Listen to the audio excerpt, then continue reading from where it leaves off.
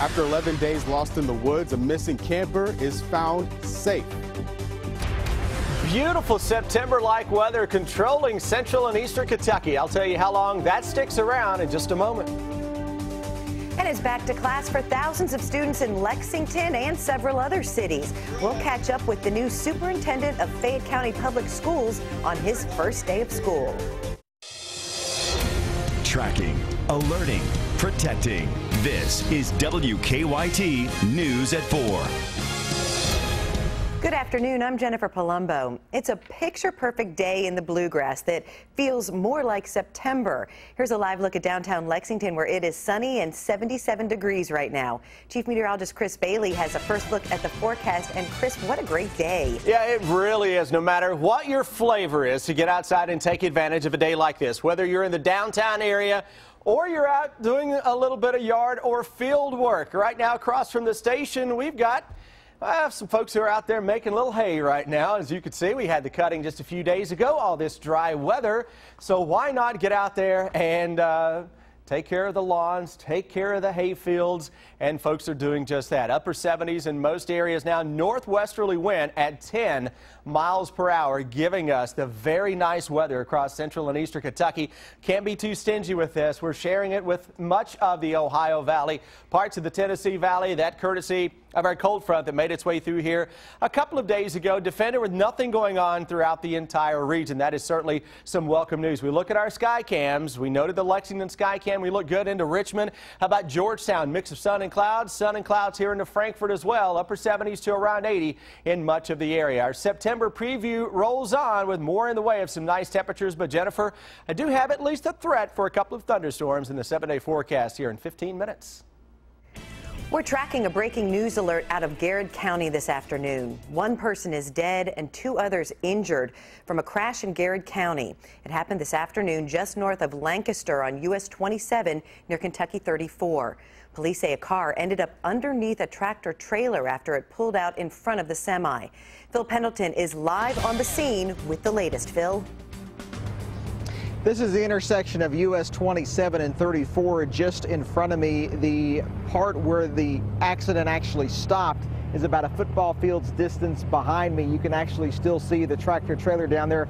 They are keeping the media away from the accident scene due to the violent nature of what happened. Now, they're telling me that a passenger car was actually going across Kentucky 34 across US 27 when it collided with a tractor trailer that was headed south on 27. Police say the car may have run a red light. Now, the tractor trailer actually dragged that car until the final resting point with the car under the tractor trailer. The driver of that car was pronounced dead on the scene, and 2 others were taken to the University of Kentucky Hospital where their conditions are not known at this time. Now, police have not released any names or ages of the victims. They say that the families of these victims have not been notified, and I'm still trying to gather details on exactly what happened. We hope to have more for you coming up at 5 and again at 6 o'clock. But for now, in Garrett County, Phil Pendleton,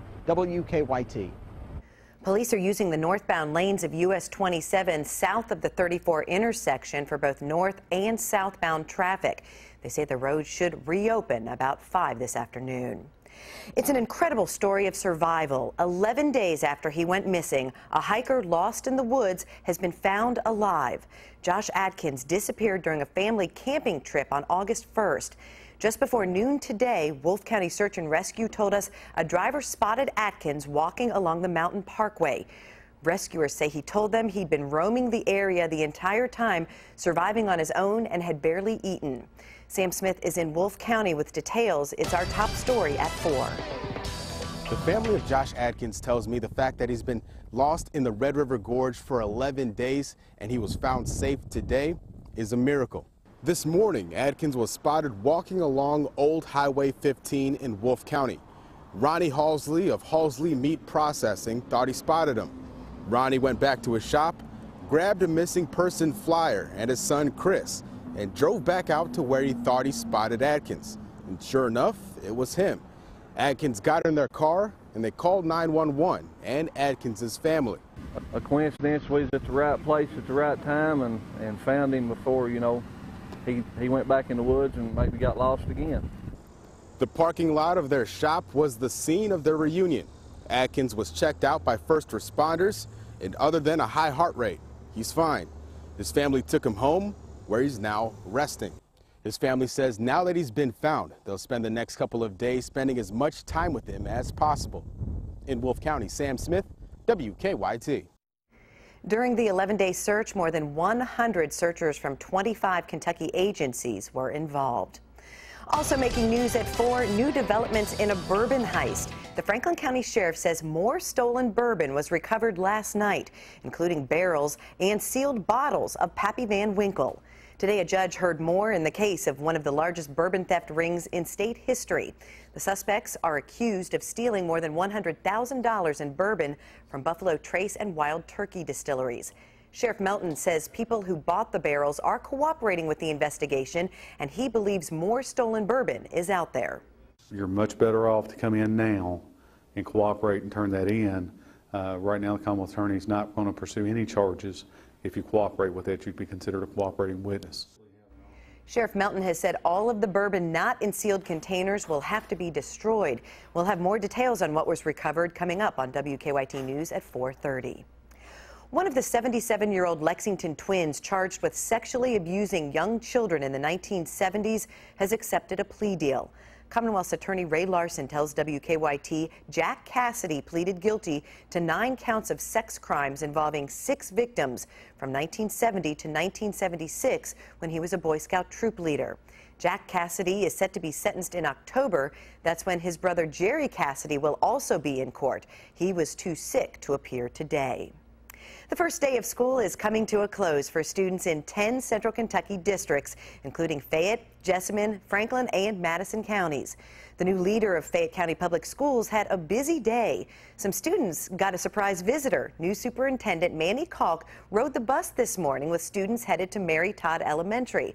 Kalk says he couldn't think of a better way to kick off the new school year. A child's first learning environment is the school bus. And so the school bus experience is so important. And what I want to do is be able to ride the bus and see it from a student's perspective and have interact with our elementary students.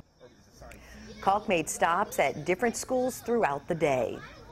The next time you're on Short Street in downtown Lexington, you'll notice some changes. Crews have started a project near Cheapside that's designed to make the streets safer for pedestrians. They're extending the sidewalks with green paint, and planters will be installed to create a buffer between people and traffic. City leaders say the changes are temporary, but if they're a success, they could become permanent. Our reporters are working on a number of other stories for WKYT starting at 4:30. Amber Philpott joins us from the newsroom with a look at some of the news in progress. Good afternoon, Amber. Good afternoon to you, Jennifer. We now know the name of a man arrested for an Eastern Kentucky murder case. Last night, police charged Thomas Miracle in connection to the shooting death of 24-year-old Trevor Dykes outside of his home last month. Today, he pled not guilty to solicitation to commit murder. Police are still searching for a second suspect, Roscoe Henson. We'll have more on the investigation ahead on WKYT News at 5. The community is coming together to make sure a veteran has an honorable burial. 66-year-old Don Cass died at the VA hospital back in July. No family has come forward to claim his body. So Ramsey Funeral Home in Lancaster stepped in last week. They now have his body and are giving Cass a funeral with full military honors. Support is now coming in from several organizations, including local veterans. We're proud to go do it. It doesn't matter, you know, if there's family there or not, because if not, it's just, to me, it's not very reverent for a guy to get buried and no one there to observe it. Cass's funeral will be tomorrow morning at 11 at Camp Nelson National Cemetery. They're asking anyone who can come out and line the streets as his body is transported to the cemetery. We'll have the details on WKYT News at 5:30. And students in Fayette County went back to school today, and for children at Rosa Parks Elementary, it was also the first day they could play on a new handicap accessible playground.